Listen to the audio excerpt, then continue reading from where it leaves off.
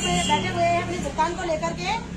कल 24 तारीख को इस LUCC महाघोटाले को 1 साल पूरे होने वाले हैं। आप लोगों की जानकारी के लिए बता दूं कि ये सोसाइटी हमारे भारत सरकार कृषि मंत्रालय द्वारा रजिस्टर्ड थी। ये सहकारिता मंत्रालय के अंतर्गत काम करती थी। क्योंकि इस सोसाइटी ने सहकारिता के नाम पे, सरकार के नाम पे जनता को ठगा है, तो सरकार ही जनता का पैसा वापस लौटाएगी। मैं अपने राज्य सरकार एवं केंद्र सरकार से हाथ जोड़ करके विनम्र निवेदन करना चाहूंगी, इस आर्थिक महाघोटाले को राष्ट्रीय आर्थिक आपदा घोषित करें और पीड़ित लोगों का पैसा अविलंब आप वापस दें। हमारा एक प्रतिनिधित्व मंडल मुख्यमंत्री से मिलने गए थे 1 महीने पहले, 1.5 महीने पहले। मुख्यमंत्री ने कहा था कि ये पूरा यहाँ का मामला नहीं है, तो मुख्यमंत्री से मेरा जोड़तूड़ है, यदि ये यहाँ का मामला नहीं था तो आप उस समय क्या कर रहे थे जब ये पिछले 8-9 सालों से चल रहा था। आपको ये मामला उत्तराखंड के बोर्डों पर ही रोक देना चाहिए था। आपको शर्म आनी चाहिए कि LUCC के नाक के नीचे, LUCC के नाम पे आपके नाक के नीचे हमारे लोगों का अरबों पैसा गबन हो गया है और आप कहते हैं कि ये मामला यहाँ का नहीं है। मामला यहाँ का नहीं है तो जो लोग ठगे गए हैं वो यहाँ के लोग हैं, आपके लोग हैं, भारतीय सैनिक के लोग हैं, हमारी माँ बहन बेटे, हमारी गरीब जनता है। तो मामला यहाँ का नहीं होगा। जनता तो आपकी है सर, जनता की आर्थिक स्थिति को सुधारने की ड्यूटी आपकी है और आपको सुधारना चाहिए। आपको इस प्रकार की नीति बनानी चाहिए जिससे आप अपने उत्तराखंड के लोगों का पैसा सम्मान से उन्हें वापस लौटाएं और उनसे माफी मांगे कि जो हमने आपके साथ गद्दारी करी है, जो आपको हमने इग्नोर किया है, जो आपके साथ धोखाधड़ी हुई है, उसके लिए भाजपा सरकार माफी मांगे। ये आपकी ड्यूटी है कि जनता को आर्थिक रूप से एंड शारीरिक रूप से, मानसिक रूप से मजबूत करने की। लेकिन आपके राज के नीचे, आपके राज में पूरे उत्तराखंड के लोग सड़कों पे दर-बदर भटक रहे हैं। इस विषय में हमारी बहनें काफी आक्रोशित है और आपसे बात करना चाहेंगे। बहन लक्ष्मी, परसों आप लोग जानता था कि हमारे मुख्यमंत्री जी सहकारिता मेला में और मेला की सहकारिता के नाम पे हमारे लोगों को ठगा गया और उन्होंने हमें गुमराह किया कि हम मुख्यमंत्री से आपको मिलाएंगे। इस संदर्भ में आप क्या कहना चाहोगे? मिलाया कि नहीं मिलाया, कि क्या कहना चाहोगे इस विषय में आप? सबसे पहले मैं प्रणाम करती हूँ अपनी माँ शक्ति को, जो आज यहाँ पर भैया दूज के अवसर पे भी यहाँ पीपल चौरी धरना स्थल पर बैठी हुई है। और रही 13 तारीख की बात, तो 13 तारीख को हम बड़ी आस लगाकर CM धामी जी से मिलने गए थे कि आज वो हमारे क्षेत्र में, हमारे शहर में, हमारे नगर में यहाँ पर आए हैं तो शायद हमारी उनसे बात हो पाएगी। तो हम ज़्यादा नहीं थे, हमें कहा गया है बात करने के लिए कि 3-4 बहनें उनसे बात करेंगी। तो हम 4-5 बहनें उनसे मिलने के लिए गए तो उन्होंने हमें सहकारिता कार्यालय में बिठा दिया और कहा कि मंत्री जी से ऐसे रास्ते में नहीं मिला जाता है, वो आपसे मिलने सहकारिता कार्यालय में आएंगे और यहीं आपसे मिलेंगे। तो हमें वहाँ पर अंदर रख दिया गया और कम से कम 50-60 पुलिस प्रशासन हम लोगों पे वहाँ पे लगा दिया गया। और मैं थी, मेरे साथ सुमित्रा मिया दीदी थी और किरण कांतुरा बहन थी, सरस्वती बहन थी और अरुणा बहन थी। ऐसे हम 4-5 लेडीज हैं और इंतजार करते करते ऐसे आधे घंटे, पौन घंटे बाद उन्होंने हमें कहा कि यहाँ पे धामी जी नहीं मिलेंगे क्योंकि टाइम ज़्यादा हो गया है। उन्होंने अब आपको मिलने के लिए लॉज में आना है या होटल में जहाँ भी था और आप लोगों को वहाँ पे उनसे मिलने स्पेशल 4-5 लोगों को ले जाया जाएगा। लेकिन फिर सरकार की रणनीति थी, अब हम आप लोग बोलोगे कि सरकार पे विश्वास करना है या जनता बोलती है, पब्लिक बोलती है कि सरकार पर विश्वास करना है, तो हम तो जवाब चाहते हैं, जनता से भी जवाब चाहते हैं कि किस हिसाब से हमें सरकार पे विश्वास करना है। क्योंकि हमें कहा गया कि नहीं, वहाँ पे 4 ही लेडीज जाएंगी जिनका खाता है, क्योंकि उन्हें पहले ये पता चल गया था कि बहन सरस्वती का यहाँ कोई पैसा नहीं है, उनका यहाँ कोई खाता नहीं। तो उन्होंने ये सोचा कि इनको किस तरह से बाहर किया जाए, क्योंकि उन्हें पता है बाकी जो बहनें हैं उनके पास कोई मेरे सवालों का जवाब नहीं है। उन्हें इस तरह से गुमराह किया जाएगा कि वो मुंह नहीं खोलेंगी।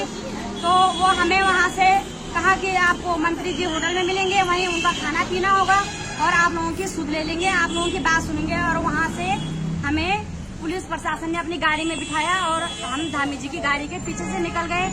तो वहाँ ले जाने के बजाय उन्होंने हमें महिला थाना में अंदर बंद कर दिया और हमारी कोई सुनवाई नहीं हुई। कम से कम 1 घंटे वहाँ थाने के अंदर रखने के बाद कहा कि आप बाहर निकलो और आपसे धामी जी बात करेंगे।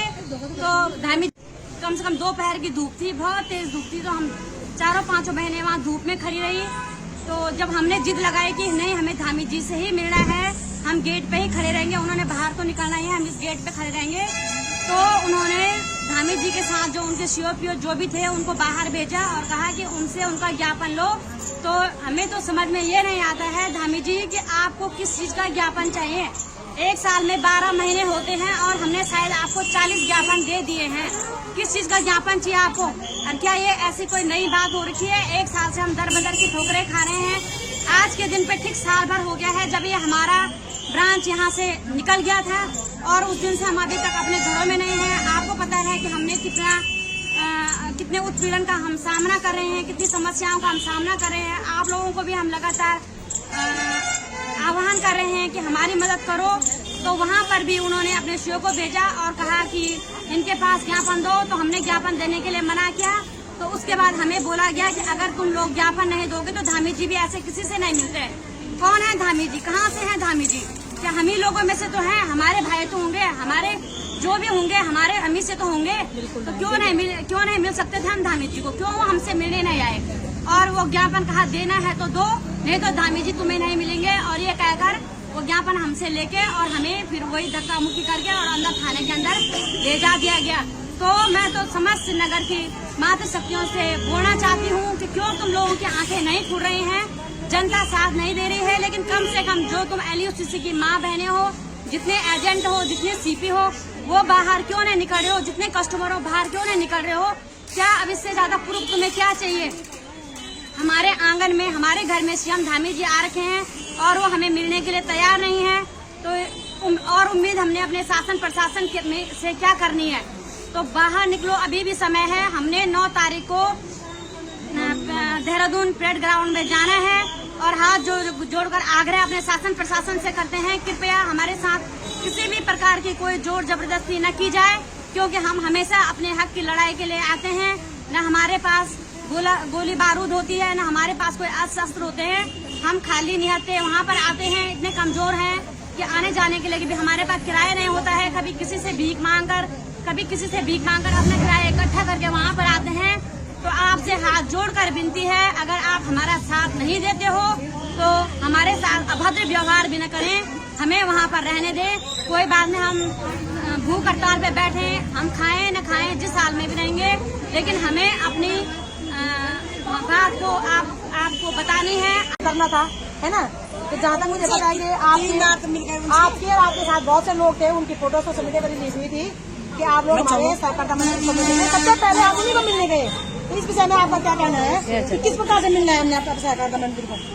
पहले मेरा अपने परिणाम है और जैसा कि अगर जैसे बहन बता रही है कि ऐसे सुनने में आया कि वो ये बोल रहे हैं, विधायक जी ये बोल रहे हैं कि हम आए भी थे।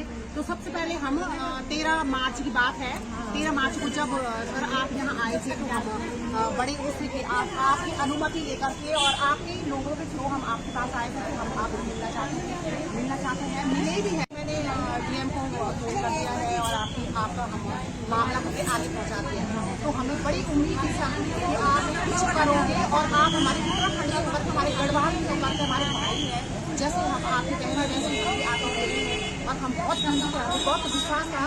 जिस दिन हम आपसे मिलने आए हमें ये लगा कि हमारा मामला 1 महीने 2 महीने सॉल्व हो गया। उसके बाद आपने बोला कि देहरादून आना, तो हम आए नहीं। आप हमें मिले हैं, हम ये नहीं बोलते कि आप नहीं मिले, आप मिले हैं।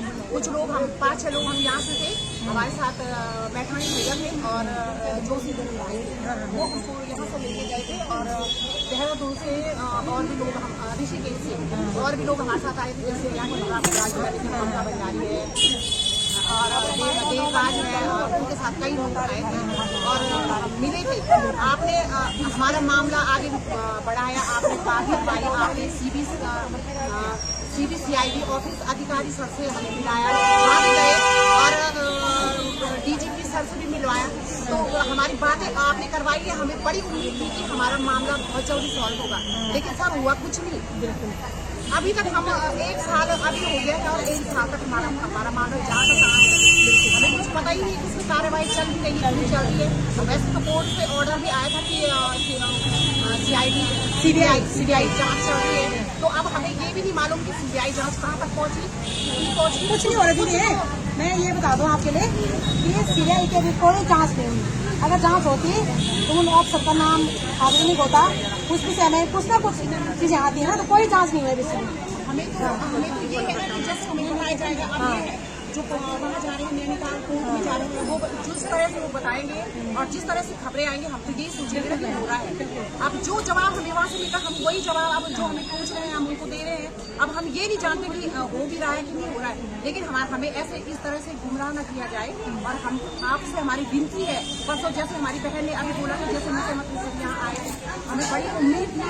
हमें उम्मीद इसलिए थी कि जैसे बोलते थे भाई तुम बहुत बड़े घिराव को लेकर के आकर इतनी बड़ी भीड़ में हम तुमसे बात नहीं कर सकते कि भाई 2 लोग 4 लोग आओ। 4 लोग उन्होंने बोला था सर, लेकिन उस दिन हमें बहुत उम्मीद थी और हमें हमारे मन से ये हुआ था कि हमें हमारे धानी जी मिलेंगे और हमारा दुख सुनेंगे। मतलब हुआ क्या कि बहुत दुखी होकर के हमें वहाँ से लौटना पड़ा। हम इतने खुश हुए कि सर आ गए हैं पेड़ में और हम पेड़ से चले गए कि सर आ रहे हैं, हमसे बात कर रहे हैं, इतनी खुशी हुई। लेकिन जब उन्होंने बोला कि ये सर के मुख्यमंत्री जी की पीओ है, तो हमें बड़ी निराश। हम तो अपने मुख्यमंत्री जी से मिलना चाहते हैं। बोले कि तुमने क्या बात करनी है? हमने बोला हमने क्या बात करनी है, जो हम उनसे अपना दुख बताना चाहते हैं। जो दुख उन्होंने देखना वो आप नहीं देख सकते। उन्होंने बोला कि नहीं, आप अगर वो ज्ञापन देना चाहते हो तो दो, और नहीं तो उनको अभी जाने के लिए। फिर हमें मजबूरन ज्ञापन देना पड़ा। तो जैसे हमारी बहन बोल रही कि हम कितने ज्ञापन देंगे, कितने ज्ञापन देंगे। हमने 1 साल में न जाने 100-200 ज्ञापन हमने दे चुके सब जगह, सारे कार्यालयों में, सहकारिता मंत्रालय से लेकर के, प्रधानमंत्री कार्यालय से लेकर के, मुख्यमंत्री से लेकर के, और सब जगह। कहाँ कौन सा कार्यालय ऐसा है जहाँ हमारे लेटर नहीं गए? तो सर हमारी आपसे विनती है कि हमारी विनती सुने। और वरना 9 नवंबर को तो बहुत बड़ा जन आक्रोश वहाँ आएगा और आप फिर तो जो करोगे हमें तो जैसे आप हमें यहाँ से करें वहाँ करें, तो इस तरह से न हो करके उस दिन तो जो भी होगा आर पार की लड़ाई होगी। और हम ये चाहते हैं कि हमारा भुगतान जल्दी से जल्दी किया जाए। देना चाहते हैं कि ये आपके द्वारा ठगे गए लोग हैं। आज महिला जैसे भाई दूज है ना, और भाई दूज पर मुख्यमंत्री सब है ना, और सारी महिलाएं सड़कों पे दर बदर भटक रहे हैं। लानत है तुम भाइयों के लिए भाई साहब, और सीधी बात कुर्सी में बैठे सभी भाई नहीं, हम लानत भेजना कि तुम न रखड़ी लाज रखी, ना भाई दूजा लाज रखी, ना तुम हमारे संस्कृति परंपरा लाज रखी। तुम सिर्फ और सिर्फ महिलाओं से झगड़ा से काम करना। दीदी आप लोग एक बात और बोलो, दीदी जी, लक्ष्मी दीदी जी, मैं चाहती हूँ कि उस 9 तारीख को हम लोग अपने उत्तराखंड का परिधान बोले तो उनका थे। और हमारे घर आने से छोड़ो तू बामणी गिने जानो, बुहारी गिने जाए, मतलब बुहारी हथियार से थोड़ी, अब बामण हथियार से पतड़ है ना। तो हम चाहते हैं कि हम उस दिन अपने गढ़वाली परिधान, अपनी पहाड़ का परिधान, जो कुटुंब पूरा दिन हो या खेती बाड़ी खाए कि पहाड़ तोड़े ना, तो उस दिन हम अपने परिधान पहन के जाएंगे और हमारा परिधान ही हमको बचाएगा। परिधान पहन के आएंगे। हमारे शासन प्रशासन को और ब्यूरोक्रेसी को सबको इस बात का विदित होना चाहिए कि 9 तारीख उत्तराखंड का स्थापना दिवस क्यों मनाया जाता है। इस राज्य को पृथक राज्य बनाने के लिए हमारे पूर्वजों ने 42 आदतें दी, ताकि हमारा गढ़ कुमाऊं का जो परिधान है, जो संस्कृति है, जो सभ्यता है, जो हमारी परंपरा है, वो जिंदी रह सके। तो हम लोग कहना चाहेंगे कि सभी बहनें LUCC से पीड़ित हो या जितने भी लोग हमारे समर्थन में आ रहे हैं, बहनें अब ठगड़ा निकल गए हैं और कर सपना ले गए हैं और कदम कुटुंब ले गए हैं। हमारे घर हमने बोल चाहा कि बामण छुटवाल पातड़ी और बुआरी छुटवाल पातड़ी, तो वो बुआरी की जाने बामणी की नजाम। तो ये हथियार है, ब्राह्मण की पतड़ी हथियार है और बुआरी की पतड़ी हथियार से कि जंगली जानवर को खतरा हो जाओ। पुराने जमाने में ना जब हमला हुए ना, कई हमारे पहाड़ में ना वो गोरख में हमला हुए, गोरख हमला भी हुए, कई प्रकार का हमला हुए ना, तो वो गोर से बेटा बिंदा नहीं जाओ कि कोई बार तुम्हारी इज्जत लूट डालो या जंगली जानवर आ डाला, कोई भी आ जाओ तो तुम्हारा क्या बोलो सुरक्षा गार्ड करो। ऊपर का सारी पुलिस प्रशासन को वो तो तैयार भी नहीं जा हज भी नहीं सिनेमा सुरक्षा करना है ना। तो सभी बहनें अपने गढ़वाली परिधान को पहन के आए और अपने साथ कुटाल आधा फिर जरूर लेके लोड कूट थोड़ो या तो हमारी ये सरकार जड़ खोदना या फिर हमारे जो जन्मते हैं उन्हें सॉल्व करें। तो आशा उम्मीद करती हूँ कि संपूर्ण उत्तराखंड वासी इस विषय में चर्चा करेंगे और हम माँ बहनें अब अपनी उत्तराखंड की संस्कृति को भी बचाएंगे और अपनी माँ बहन बेटियों का मान सम्मान भी बचाएंगे और अपने बच्चों का जीवन और भविष्य भी बचाएंगे। बहुत बहुत धन्यवाद मेरा भाई।